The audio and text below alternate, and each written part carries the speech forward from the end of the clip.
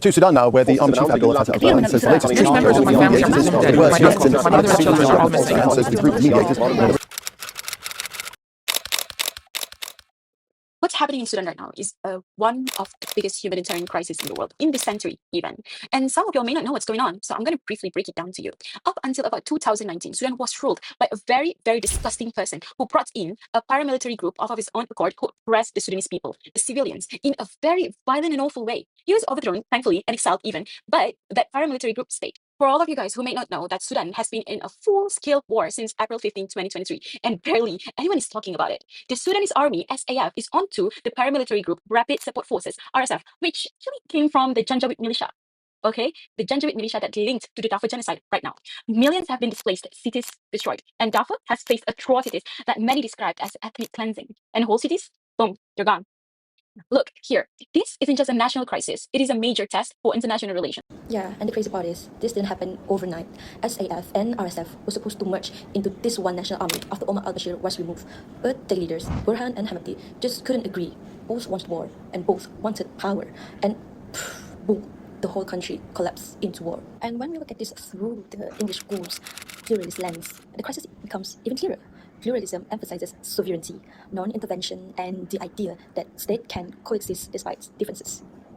In Sudan, external actors like the United Arab Emirates, well known as UAE, allegedly support the paramilitary group RSF, while Saudi Arabia is seen leaning towards the SAF. And actually, both of these countries are worsening the conflict instead of respecting Sudan's internal autonomy. We can see here that this is actually a direct violation of non-intervention. And at the same time, pluralism also explains why the rest of the world is hesitant to step in.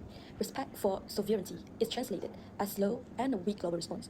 Even with famine, mass displacement, war crime escalated.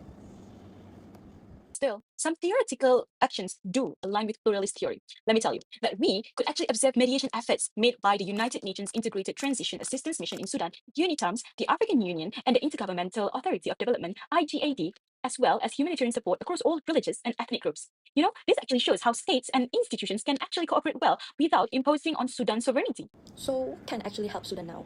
What can the world do within a pluralist framework?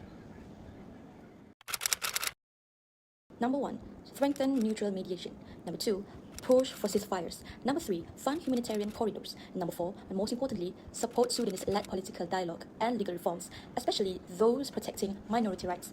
And last but not least, no foreign manipulation.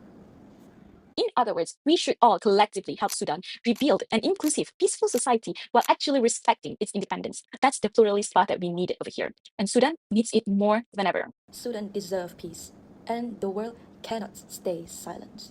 Sudan deserves peace, and the world cannot stay silent. Sudan deserves peace, and the world cannot stay silent.